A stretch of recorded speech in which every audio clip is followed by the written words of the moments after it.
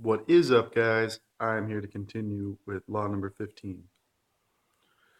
You must obey the wisdom of God for the responsible and balanced procreation of your species. We have written about the commitment of marriage by a man and a woman to God as being one of the necessary components to also becoming a parent for God, which means procreating your species. See law number 8. You must not commit adultery. Now, the divine and sacred act which was created by God for the procreation of the species you once call sexual union, God created this divine union to be performed between one man and one woman, specifically for maintaining the balanced level of the species for each given planetary system. Now, the fallen ones, or adversaries of Godness, have completely perverted and maligned this once sacred and divine act that at one time was done with complete love and devotion to the Father within each partner, so that it, sex, is now called a birthright to be done often with impunity and with many partners of either sex and without consideration of love or responsible procreation. How we and the Father weep for you. This one abuse of God's creation has nearly destroyed your species. Let us quote once again from And They Called His Name Emmanuel, I Am Sananda.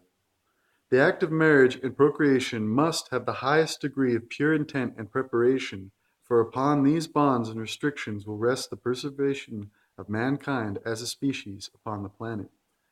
If everything is done and adhered to, justice and peace will come to all mankind, and life in the human form can be preserved. If man continues his selfish and imprudent behavior, he will sound his own death tariff. There reaches a point beyond which a planet cannot support the unbalanced system perpetrated by mankind. And yet, so shall it come to pass, read this carefully, that man will not listen and bring destruction upon his own species. It will come about in some 2 millennium that man will have reached the point of self-destruction. This is 1991, friends. Have you fulfilled this prophecy of Jesus the Christ, Emmanuel, and other prophecies before him? And so it is projected by the prophets, and shall it come to pass in this time of fulfillment, and in my time of fulfillment. End quote. Let us begin with God's directive about how marriage and procreation between a man and a woman it is very clear that this does not say marriage and the sexual act is okay between a man and a man, or a woman and a woman, or 2 men and 1 woman, or 3 men and 1 man, or etc. Again, the laws of balance are logical, meaning they were created specifically to maintain balance within the creation. Because of various degrees of deliberate, systematic, and malevolently lewd and lascivious sexual behaviors, which are the corruption of the divine union, and which have been and are practiced by most on your plane, the warning given above by our beloved Jesus Emmanuel is transpiring before your very eyes in this time frame.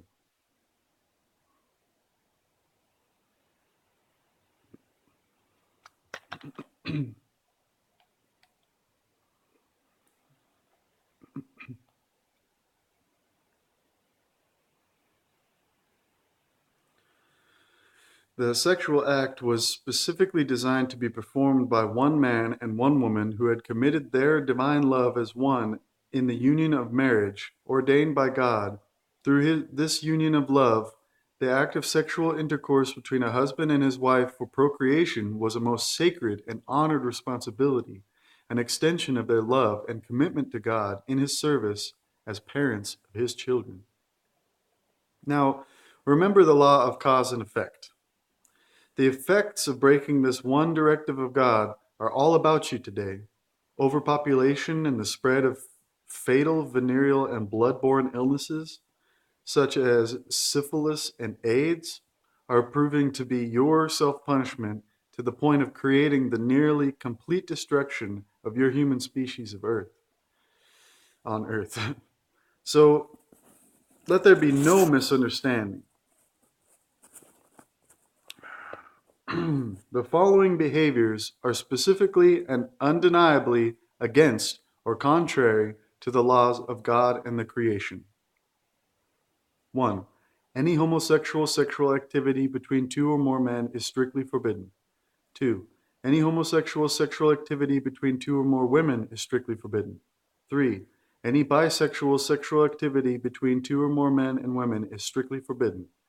Keep in mind we are specifically referring to the sexual activities, not love, intimacy, sharing soul-deep closeness and specialness of the friendship, cohabitation, sharing living quarters or home together, and friendship between members of the same sex, meaning that it's the lewd, lustful, and irresponsible sexual act that is specifically and strictly against God and life.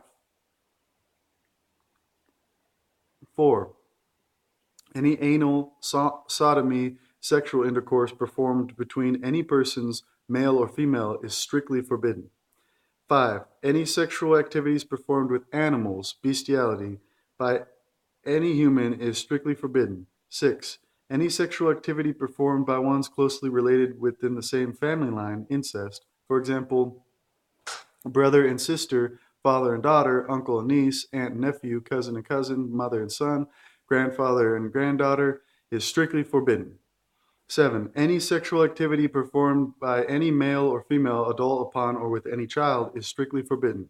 8. Prostitution, the act of offering oneself, man or woman, to another for sexual relations in exchange for payment of same, is strictly forbidden. 9. Any sadistic or masochistic sexual practices performed by anyone or ones upon self or others is strictly forbidden.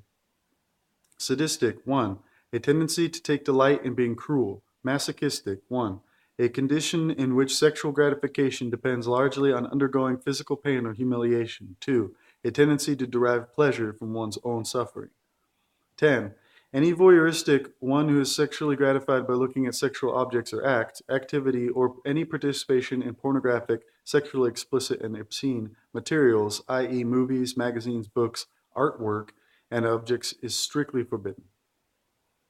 Please understand that it is this preoccupation with the behavior of lustful and lascivious physical pleasure that you must each choose to avoid and rise above spiritually.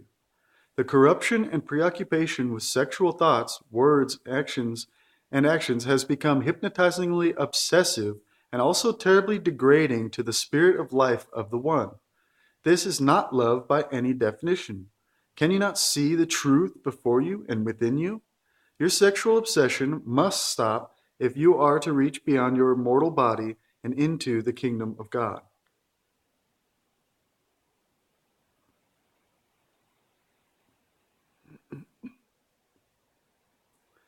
Many of you by now are probably wondering about the act of masturbation, stimulation of sexual organs by oneself. First, reread the above paragraph. Masturbation is a self-pleasure sexual act upon self, and it is also what most of you couples are doing when you have sex together and call it making love. The only difference is that it is the sharing of mutual masturbation with your partner. Mutual masturbation is not divine sexual union for celebrating procreation. When one is an adult and does not wish to have children, the seeking of sexual pleasure by self or with another is a transgression upon self simply because you are denying and limiting your spiritual creative potential within. The sexual desire in this time on your place of extreme sexual preoccupation begins for many youngsters at puberty. Many will have sexual release or dreams while they sleep. With the careful and loving guidance of the parents well before and during this time, the child will not be frightened of the changes in his or her body and will most likely occasionally indulge in masturbation for either curious exploration or release of the physical body. Moderate or occasional masturbation done in privacy by any, either child or adult, is not harmful to or against life until it becomes an obsessive preoccupation. Also, masturbation can be a means of self-punishment, and this is most harmful to the Spirit of God within. Remember this, parents. It can also become very harmful to a child if through his training he is taught to fear or despise his genitalia, or be made to feel guilt for self-sexual exploration or masturbation. He must learn about his personal responsibility and must understand all the laws of God, including those governing procreation. But if you make the child feel fearful, shameful, or guilty about his own personal sexual exploration, you may actually be creating for him obsessive preoccupation with sexuality. If the child is not exposed to constant sexually stimulating media, he will quickly lose interest after initial self-exploration. If his creative potential is encouraged, nurtured, and is supported by his parents and teachers, the more spiritually aware children and adults will either not have much interest in or gradually lose interest in sexual exploration of any kind. It is much healthier for the spirit if this process of becoming detached from sexual feelings is natural and by choice because of true spiritual understanding and awareness. What you once have labeled sexual energy or libido is actually a corruption of the creative and nurturing potential of the Spirit of God within you. Let us repeat this. Your sexual energy libido is actually a corruption of the creative and nurturing potential of the Spirit of God within you. Let us see how your Funkin' Wagnall's dictionary defines libido. 1. Sexual desire or impulse. 2. The instinctual craving or drive behind all human activities. Did you read that clearly, friends? Instinctual craving or drive behind all human activities.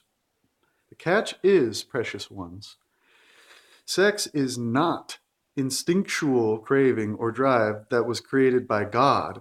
This was your creative, nurturing drive to know and celebrate God within you, to co-create the ever-unfolding expansion and adventure of life.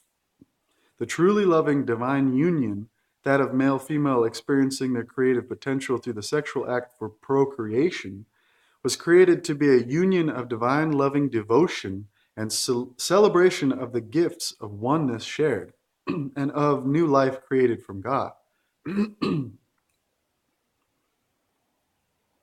Rarely do ones feel true love, caring friendship, affection, and intimacy toward their mates on your plane. Most have simply forgotten what love is. You think perhaps you and your mate are one of the rare exceptions? Here's a test for you. How long would your marriage and commitment last if today you completely stopped all sexual activity with one another? Think about this carefully. Do you truly give of yourself to your mate sexually and otherwise because you wish to please them? To please both of you? To please yourself? You once think your sexual orgasm is ecstasy? You even limit ecstasy. You see, you're not your desires, you're not your emotions, you are the spirit of life of God, and your spirit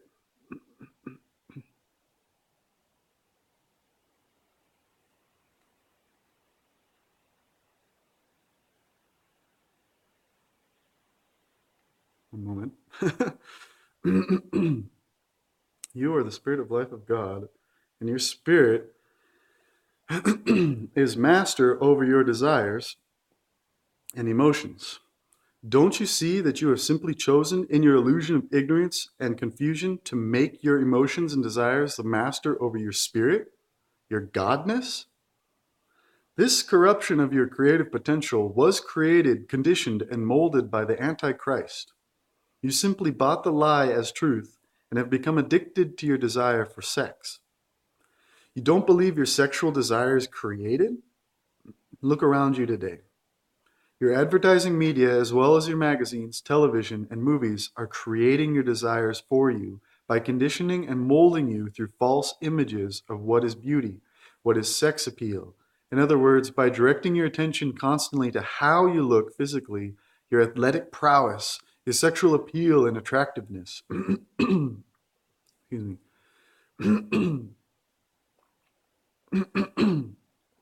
Why does and has this desire creating worked? Because the Antichrist first molds the false images and then plays upon your fear of being too unattractive, unworthy, unpopular, and simply rejected by others who you allow to judge you as a human being. The Antichrist keeps you bound by the false promises created by your desire to be worthy of life. So you are too busy trying to fit the false mold and therefore do not develop your creative potential within. How dare you feel unworthy because of believing in this nonsense of false images? Please remember this truth. You are God's temple.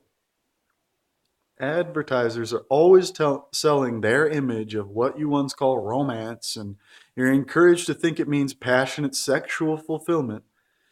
Your dictionary describes romance as 1. A love affair, 2. A kind of love between the sexes characterized by high ideals of devotion and strong ardor, 3. Adventurous, heroic, or exotic nature, romance of faraway places. When you crave romance, whether you know it or not, it does not mean sexual affair. Dear ones, it means love affair.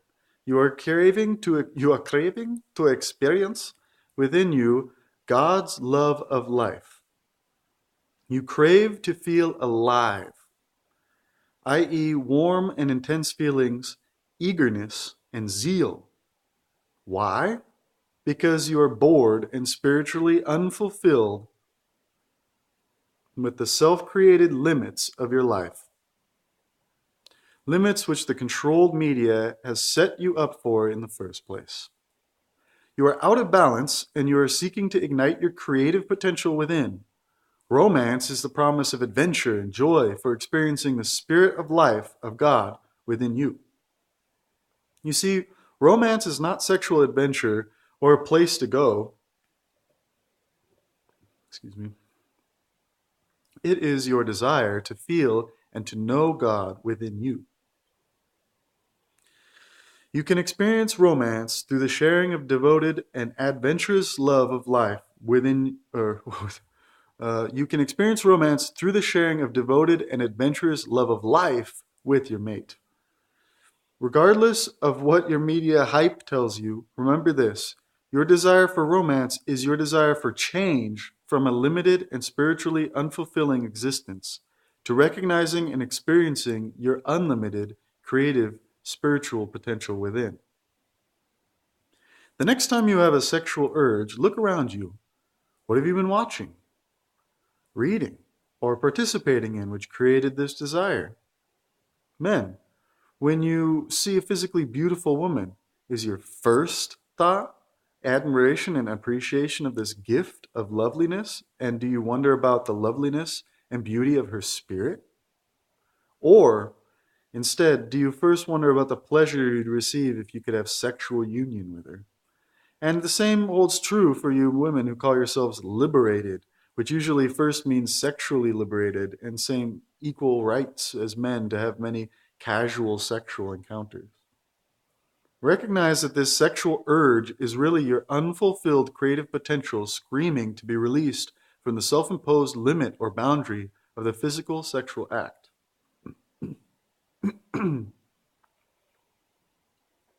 Act. 1. To play the part of, impersonate. 2. To serve temporarily or as substitute. To pretend.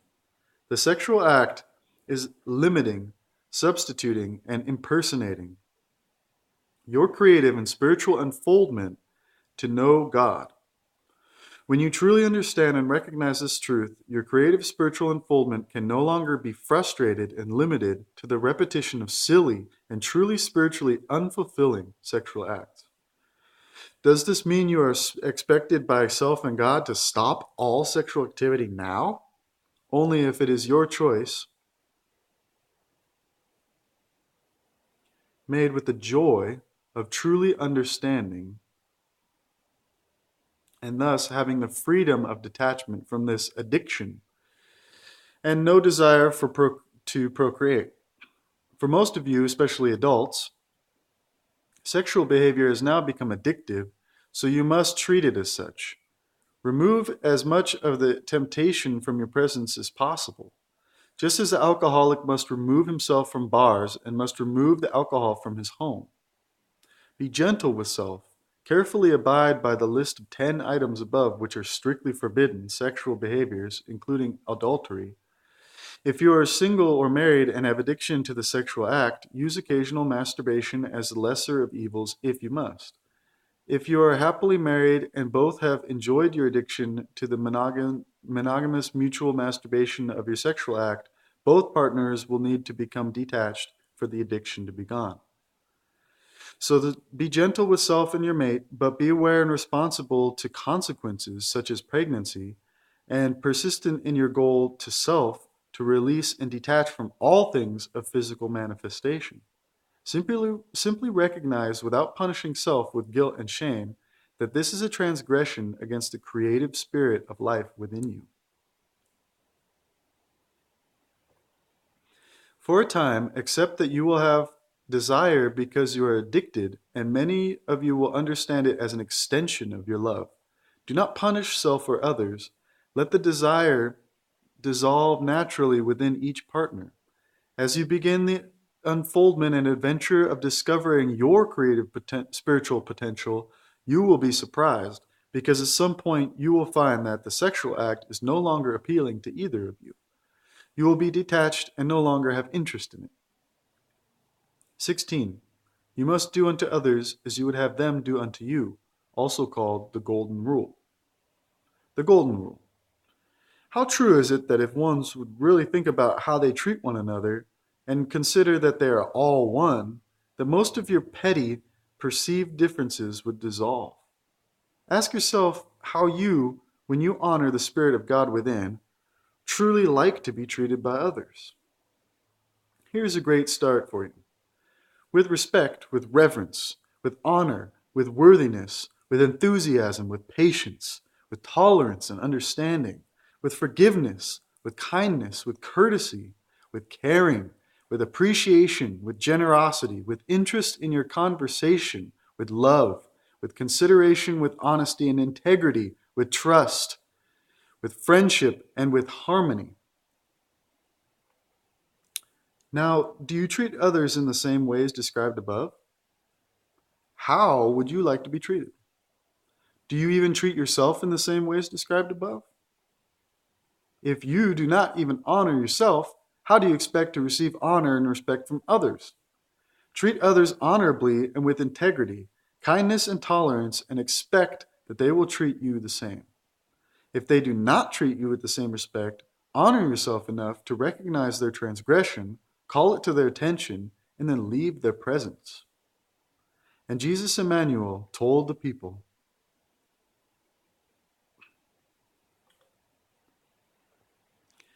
"Ask, and it shall be given unto you. Seek, and you shall find. Knock, and it shall be opened unto you. For he who asks of his Spirit receives." Knock, and it shall be opened unto you. For he who asks of his Spirit receives, and he who seeks through the power of Spirit finds, and he who knocks at the door of his Spirit, to him it will be opened. Who is there among you who, if his son asks him for bread, would give him a stone? Or if he asked you for fish, would you offer him a serpent? Therefore, if you, even though you are being wicked, can still give your children good gifts, how much more will your Spirit give unto you if you request it? Unquote. The Spirit of God within you always gives you what you need if you but put aside your altered ego and humbly commune with your spirit. All the power of the Father exists within you to give unto you that which your spirit needs to lovingly sustain life and give joy, fulfillment, and inner peace. You only need but ask the Father within to show you, to tell you, to give you that which you need to sustain in His service.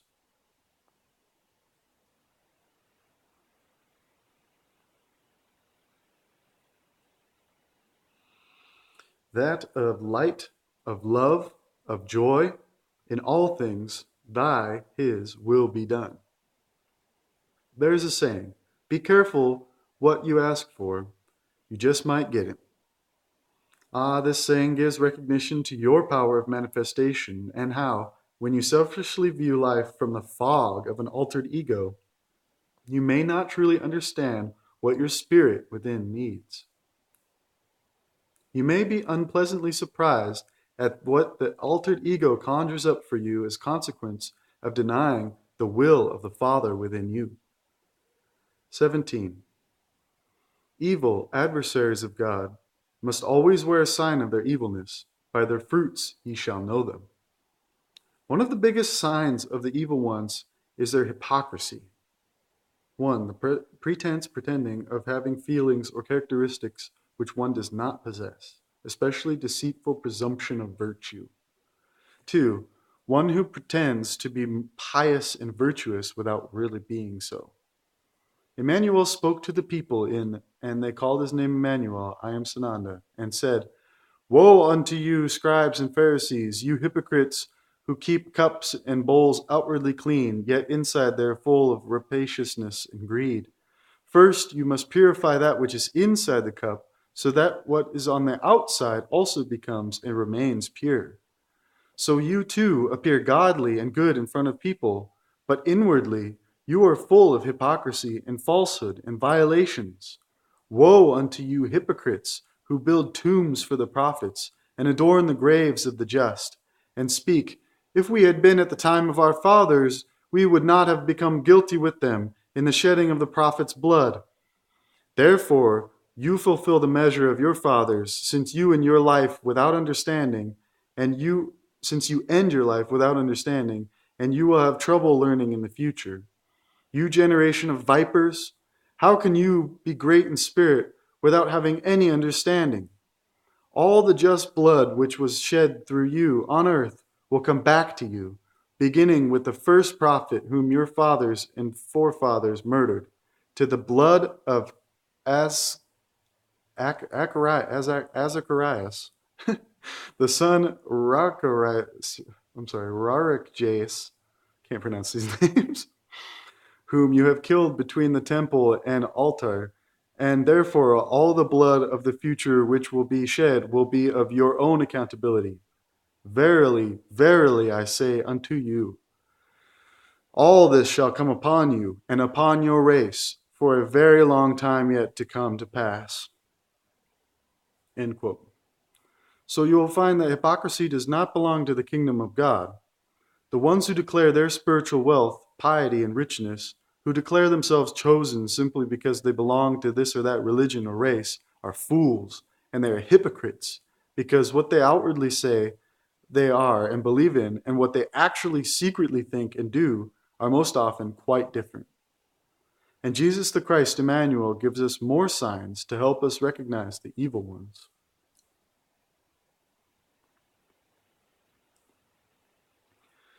Beware of false prophets and scribes who come to you in sheep's clothing, but inside they are like raving wolves, and preach to you humility in shrines, false deities and gods, and preach to you of humility in idols and false teachings. Beware of those who forbid you access to wisdom and knowledge, and tell you to not go forth to hear what perhaps is truth, for they speak to you only to attain power over you and to seize your goods and belongings. Always search beneath the coverings to inspect that which they do not tell you. Let me start again. Seize your goods and belongings. Always search beneath the coverings to inspect that which they do not tell you, and further check carefully those things that they would extract from you. Truth and wisdom and truth are given with no price of treasure nor power of force. You shall recognize these ones by their fruit they bear.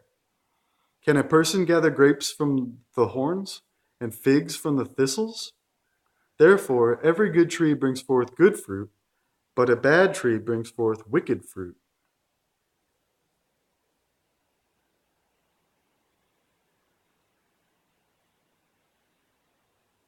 A good tree cannot bring forth wicked fruit, and a bad tree cannot bring forth good fruit. Therefore, by their fruit shall you know them. End quote. You ones who faithfully have believed your holy Bible to be written in purity from God will, by now, most undoubtedly be, at the very least, curious about how and why this sabotage of the truth has been allowed to occur. So we will tell you. It occurred that even in the time when one known as Moses lived, that the religious empire leaders became most jubilant when presented by Moses with the commandments given by God. The reason, because they became the self-appointed creators and enforcers of their interpretations of God's laws. You see, they discovered that by the careful manipulation and interpretation of these laws, such as removing any references to reincarnation from the scriptures, they then could maintain a much more effective level of control and discipline over the people they ruled. In other words, they would stand between God, the Father, within, and the people, which left them, the people, powerless and at the mercy of these cunning and deceitful leaders. These malicious deceivers are still among you, and through their greed, treachery, and manipulation, they control much of your world socioeconomically, politically, and even geophysically, even to this day. In addition to the signs to look for in the words and deeds of others, you must first also recognize the signs of the Antichrist within you. Please see the document, How to Recognize the Antichrist Against God Within You, within this journal. Remember this, you ones who are faithful and true, with your sincere commitment to the development and trust of your Holy Spirit within, will be given the knowledge of truth and the spiritual wisdom of God and the creation in order to sustain you always in balance and service to the oneness of all. 18. You must not commit the act of slavery upon any human being of God. This means you must not demand by force and fear to control, confine, use, or manipulate another human being to do any service or work for you against their will, without giving them fair compensation. This also means that you cannot buy or sell another human being as if she were a product you own. This includes your children. Babies and children are not products to be created, such as by in vitro fertilization, or given to be birthed by a surrogate mother. If a couple are unable to physically procreate, then they have a choice. They can adopt a homeless or unwanted child, or they can choose not to be parents at all. Adoption of another unwanted or parentless child is one of the most loving and unselfish acts any competent and caring couple could do in service to God. Not all couples are or were meant to procreate. It is not punishment from God. It is the responsibility of any barren, loving couple to recognize that procreation is not their function at this time. But if they desire children, then they must understand what an honor it is to accept the nurturing care of one of God's children who has no one else to love him or her. One of the most painful and degrading terms you humans have labeled those children who are born out of wedlock is bastard, which means illegitimate according to human law.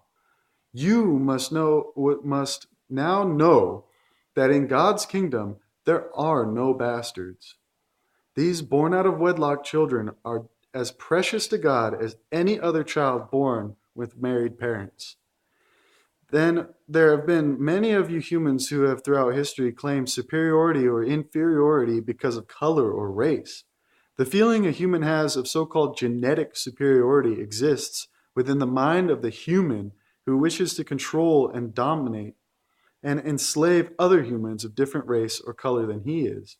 For example, many of the Germans under the one called Hitler believed that the pure Caucasian was far superior genetically, mentally, and physically to all other races.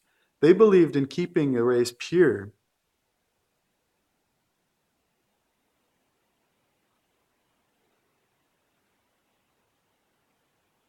By not interbreeding with other so-called inferior races. Also, many of the so-called Jews are taught and believe that their race is chosen of God over all others, and so they believe that they are superior. In America, as in Europe, black or dark humans were believed inferior and were made slaves to the whites. Don't you see? The evil powers that be are creating and encouraging prejudice of others who are different than they are in culture and skin, so that they can control the perceived lesser ones. Throughout the world, through your media and government policies, the seed of racial unrest, dissension, and prejudice is specifically planted, nurtured, and allowed to bear the bitter fruit of hatred and resentment, and is thus continually perpetuated so that you people will not become united. By keeping you separated, by creating for you suppression of various groups, They keep you at war with one another while they continue their plans for total domination over all of you.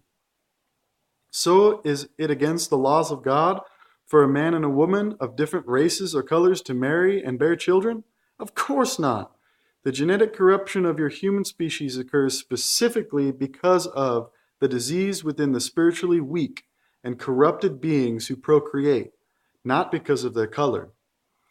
Each soul is a fragment of God. Whatever race or color of the body that the soul chooses to incarnate in makes no difference whatsoever to God. Only human falsely chooses to create and delineate features or traits of racial superiority or inferiority.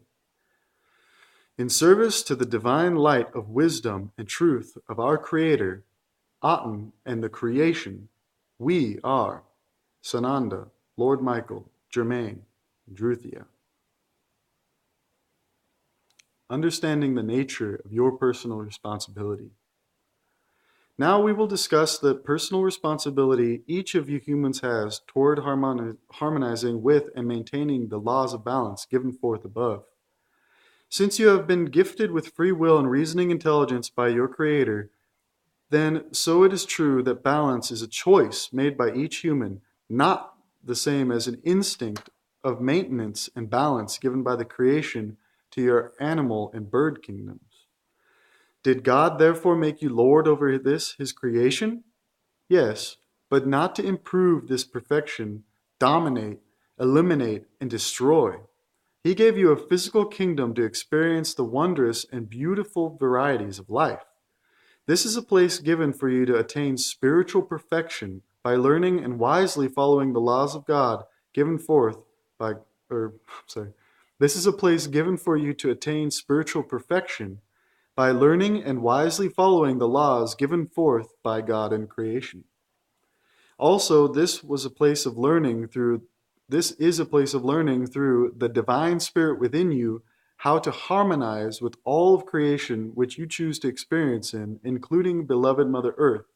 Unfortunately, with your free will reasoning minds, you selfishly thought that to modernize and improve upon this wondrous creation, you would make it a better place for you to live upon, with total disregard to the rest of the earth, the mineral, the plant, and the animal kingdoms. So, as an example, we'll give honor to many of your native cultures who are known as the ancients or Indians, who have existed throughout your world, throughout your planetary cycle. These ones understood, because of the richness of their spiritual growth, that they were a part of this world, but not of this world. They honored and blessed the mother who gave them beauty, food, and shelter. They honored and blessed the animals which gave them food and clothing. And they honored and blessed the Father, the Spirit of life, which gave them their life experience. They knew that they owned nothing, but that of the Spirit of God within them. They lived in harmony and balance as a part of the whole, not the dominant part, but complementary to.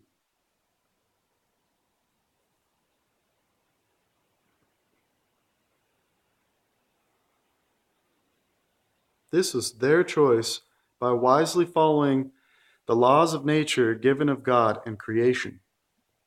And so then came the ones who arrogantly felt superior to all because they were civilized. Civilization defined: 1. A state of human society characterized by a high level of intellectual, societal, and cultural development. What about the development of true spiritual wisdom and perfection? Well, of course, the intellectual ones judge the importance of having a carefully prepared set of religious, not necessarily spiritual, doctrines to guarantee for themselves the necessary degree of control, power, and dominance over their brethren in their created civilized kingdom. The native ones were despised, called primitive, and were so either forced to become civilized or be destroyed. Many of the ones who refused to surrender to the horror of the Antichrist were simply destroyed. The ones who survived were sorry to live in the spiritual poverty of modern civilization. Now, many of the survivors have retained or regained the ancient spiritual teachings of balance and are working to reclaim their spiritually starved and lost brethren within this modern civilization. So, with the communion of the Spirit of life within each of you, You must first wisely understand and follow the laws of balance, and secondly, you must wisely know where your responsibility begins and ends within the creation upon this wondrous orb. For example, you are responsible for the instinctual nature of the wild animal. For example, are you responsible for the instinctual nature of the wild animal, reptile, and bird kingdoms? Of course not. Are you responsible for the nature of the natural minerals, grasses, shrubs, and trees? Of course not. But are you responsible to those in the animal kingdom whom you have domesticated either for food, clothing, or pets? Of course you are. Is it wrong to have domesticated these animals? Not necessarily. It is just a fact that you have done so.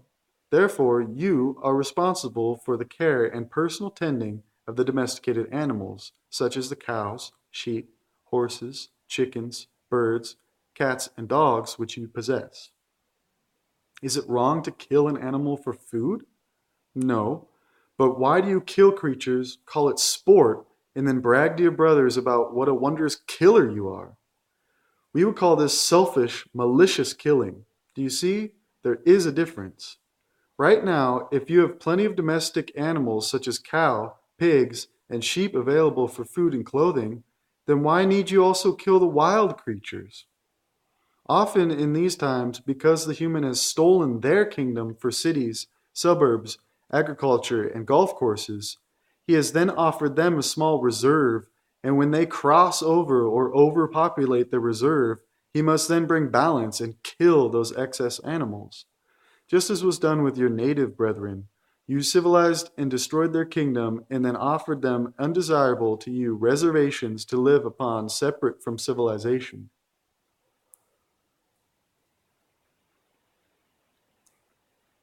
You must understand that God gave you the animals for food and clothing if you chose and need them.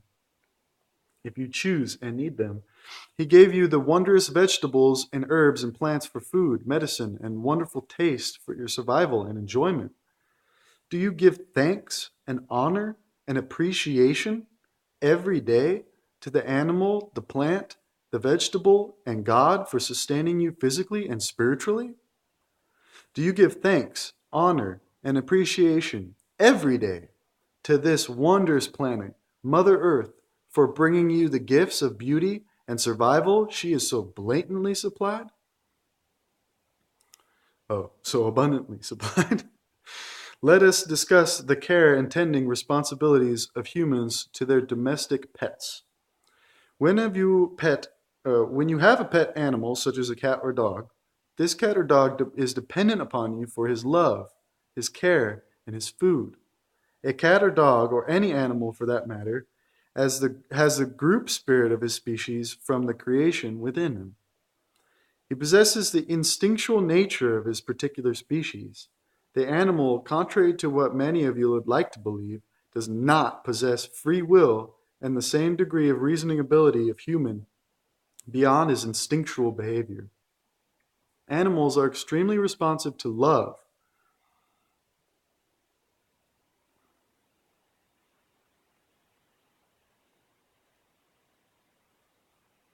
As are all creatures within the creation. They make wonderful friends and companions and bring lightness, fun, and humor to the human. Because of the domestication of these pets, there has been created an interruption of the natural balance mechanism for these animals. They have overprocreated. Many irresponsible owners of these animals have allowed this to occur and have not always wanted to care for the offspring. Many are left to die, spread disease, go wild, or to ultimately end up within one of your humane societies. Fortunately, the ones responsible for creating such humane societies understood the need to take care of this exploding population of unwanted animals, especially cats and dogs. It is an orphanage for lost, stray, or unwanted animals, and is most sad indeed, because although the animals are offered for a nominal charge to humans who might adopt them, most are not adopted and therefore are destroyed, usually by euthanasia, It is truly heartbreaking, but surprisingly enough, many of the ones who choose to work for humane societies do so because of their love for animals. Also, most of these humane animal adoption homes require all cats and dogs to be sterilized as part of the adoption policy. Wouldn't you say then that it is logical, dear ones, that sterilizing these pets is much more humane and responsible than allowing the continued overprocreation to occur? So you must now think in reason, dear ones. How can you maintain your life in harmony and balance with the rest of this creation? You begin with the pure desire to know truth. In order to come into knowing, you must recognize that your conscious altered ego is limited in its perception of truth and that God knows the best way and the path for you in His service. So you must then surrender your will to that which is God's will. In your daily prayer, you must ask God for the loving light of protection, guidance, power, wisdom, truth, protection. Oh, let's see. Let's do it again. So you must then surrender your will to that which is God's will.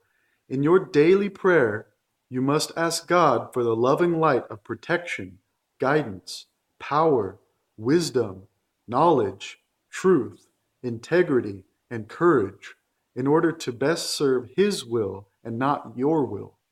Then, dear ones, you will wait upon the Father to give you that which you need to sustain in His service. Do you see? Your will and His will must become one again. For you ones who now see the truth and find your cup is full of the knowledge and wisdom given of the Father, you now also have the responsibility to pass the cup on to your brethren who will accept it. You will find that for you to move on in your service, the cup must be passed.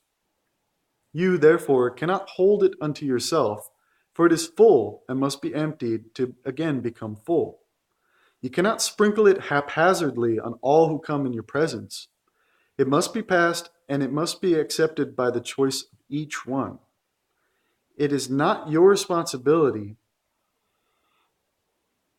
to try to give the cup where it is not accepted.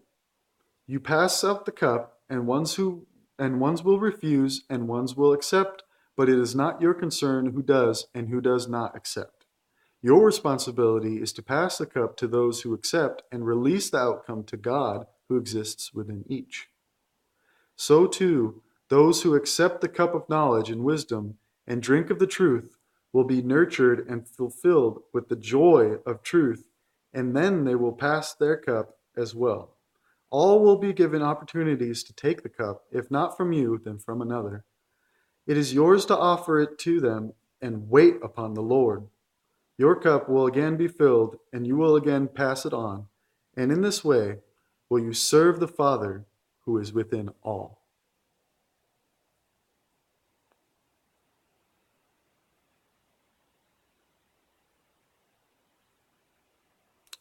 When we come back, we will talk about how to recognize the Antichrist within, that which is against God. I hope you're enjoying it so far. God bless you.